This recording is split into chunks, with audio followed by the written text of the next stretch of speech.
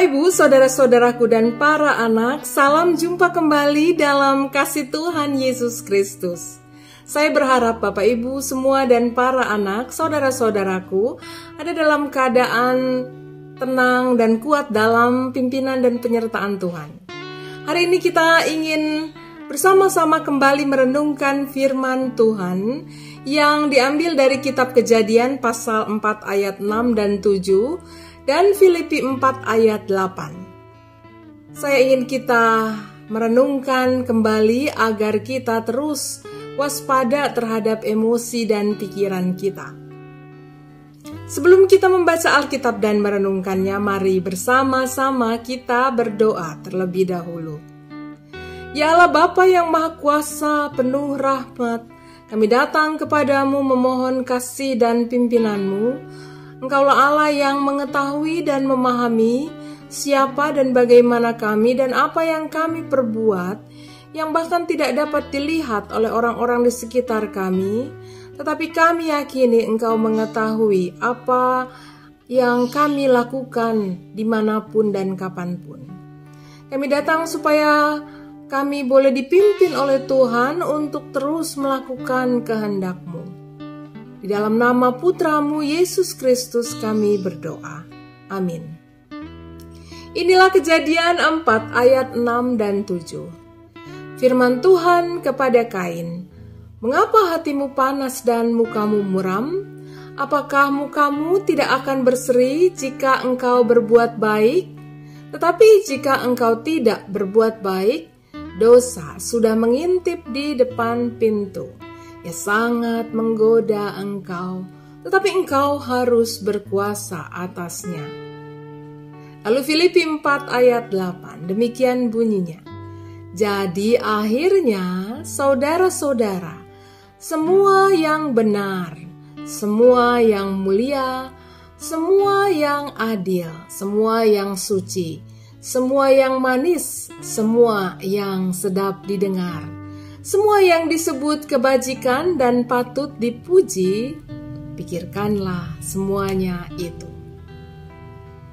Inilah kisah yang saya ambil dari sebuah film di serial TV. Polisi tiba-tiba datang ke rumahnya dan berkata kepada Gillian, "Apa yang kau lakukan pada William?" Pemilik restoran yang suka memasak itu lalu menjatuhkan pisau kecil berujung runcing di atas meja baja yang biasa ia pakai di hadapannya. Celang, dengan tubuh lunglai dan tak berdaya. Lalu berkata, "Aku sebenarnya orang baik. Aku tak berniat membunuhnya." Dan terbongkarlah seluruh rahasia yang selama 20 tahun ia simpan. Pemuda itu awalnya hanya memiliki sedikit ketertarikan pada Timmy kecil yang berusia 8 tahun. Ketika Timmy keluar pertama kalinya bersama anjing putihnya, Gillian tertarik. Padahal selama ini Timmy selalu ditemani ayah atau ibunya ketika bermain di taman daerah itu. Timmy menuruti ketika Gillian hendak memberikan permen kepadanya di gudang belakang. Tetapi Timmy tiba-tiba ketakutan dan menangis. Gillian kaget mendengar tangisan itu, marah lalu memukulnya. Dipukulnya Timmy bukannya membuatnya diam, ia malah berteriak. Gillian pun memukulnya lagi dengan geram. Kali ini di kepalanya. Pukulan kedua yang dilakukan Gillian kepada Timmy itu ternyata begitu kerasnya, sampai-sampai Timmy kecil langsung meregang nyawa. Lalu ia menaruh mayat Timmy kecil di dalam kotak kayu, melapisinya dengan plastik dan diikat rapat dengan lakban. Gillian menyembunyikan kotak itu di balik tembok di gudang itu. William adalah pemuda berandalan sebenarnya. Ia menjadi sasaran empuk tuduhan polisi dan setiap orang atas hilangnya Timmy kecil 20 tahun yang lalu. Sebenarnya saat Timmy diajak masuk ke gudang belakang oleh Gillian, William melihatnya dari balkon rumahnya di atas gudang itu. Ia sudah menolak bertanggung jawab atas hilangnya Timmy kecil. Tapi ia tidak berdaya karena semua orang menuduhnya, bahkan orang tuanya juga menuduhnya. William dipenjara dan sejak saat itu ia bertobat, hidup dengan baik dan bersih. Keluar penjara, lalu menikah dan tinggal di luar kota asalnya. 20 tahun berlalu, William ingin mendatangi Gillian yang seharusnya bertanggung jawab atas hilangnya Timmy kecil, untuk memberikan perasaan hidupnya yang selama ini, membersihkan perasaan hidupnya yang selama ini tertekan karena kasus Timmy kecil. Ia datang ke kota asalnya. Saat berjumpa dengan William, Gillian awalnya tenang saja. Namun ketika William mendesaknya mengakui perbuatannya, Gillian jadi panik. Rahasia 20 tahun yang ia simpan akan terbongkar.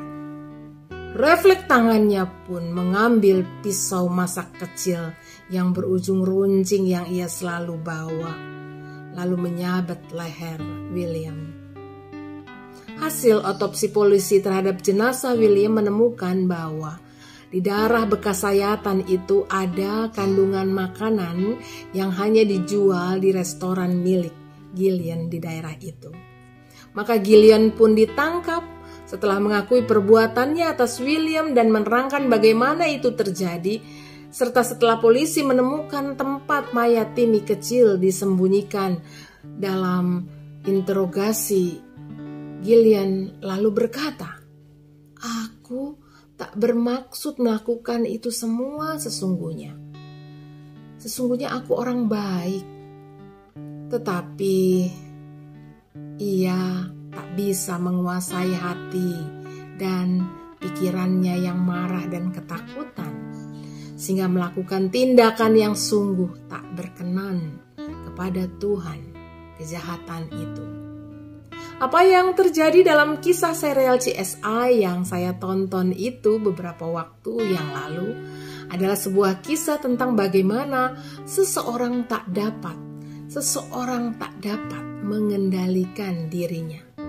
Lalu si jahat telah menipu dan memanipulasi pikiran dan emosi seseorang itu agar melakukan apa yang tak berkenan kepada Allah. Tentu saja dalam hal ini proses dikuasai si jahat itu dapat berlangsung lama atau cepat, dengan rencana atau tidak. Namun intinya adalah ketika kejahatan mengintip dan dipersilahkan masuk, maka seseorang dapat tertawan oleh pesona si jahat yang semakin lama semakin dalam untuk menutupi kejahatan yang satu dengan kejahatan yang lainnya. Saudara-saudaraku, Bapak, Ibu, dan para anak, umat Tuhan, dalam Alkitab kita mengenal peristiwa Kain dan Habil. Kain telah membiarkan si jahat yang melalui kecemburuan menguasainya dan menjadikan sosok yang jahat dan kejam, membunuh seseorang yang sangat ia kenal dan sangat dekat dengannya.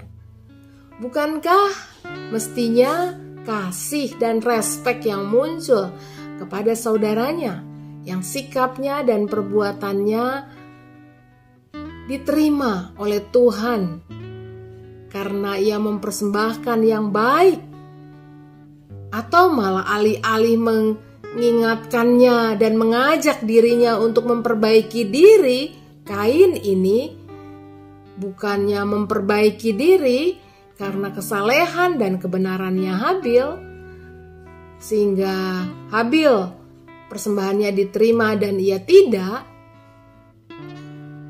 Kain malah melakukan pembunuhan keji itu, pembunuhan berencana kepada Habil. darah Habil berteriak kepada Tuhan, dan Kain pun dijatuhi hukuman. Paulus kepada jemaatnya di Filipi mengajak kita juga untuk memikirkan apa yang baik dan benar. Pikirkanlah semuanya itu supaya sesuai dengan kehendak Tuhan. Kita memikirkan semua itu adalah cara kita sedang merenungkan dan bergumul tentang kehendak Tuhan Allah kita, agar seluruh hidup kita dapat berkenan kepadanya. Ini kita butuhkan agar kehendak yang kita anggap baik itu bisa juga sejalan dengan kehendak Tuhan. Nah, marilah kita hidup selalu dekat dengan Tuhan. Mintalah tolong pada Tuhan agar mendapat hikmat, kepintaran, dan kerendahan hati untuk melakukan segala panggilan yang Tuhan berikan kepada kita di dunia ini. Marilah segera kita bertobat jika kita memang telah melawan Tuhan, dan teruslah hidup dalam pertobatan dan kekuatan yang dari Tuhan serta sukacita yang dari Tuhan. Tuhan menghendaki kita menerima diri kita, menjaga pikiran dan hati kita, serta terus berproses menuju kebaikan dan kebenaran yang Tuhan kehendaki. Untuk apa? Untuk memancarkan cahaya kemuliaan Tuhan Allah kita melalui hidup kita. Amin. Tuhan menolong kita semua. Mari berdoa. Kami bersyukur karena kami diingatkan lagi agar kami terus berdekatan dengan Tuhan, menjaga seluruh perasaan dan pikiran kami agar tidak menyimpang dari kehendak-Mu ya Bapa. Inilah kami, tolong dan bentuklah kami. Di dalam nama Tuhan Yesus Kristus, kami berdoa. Amin.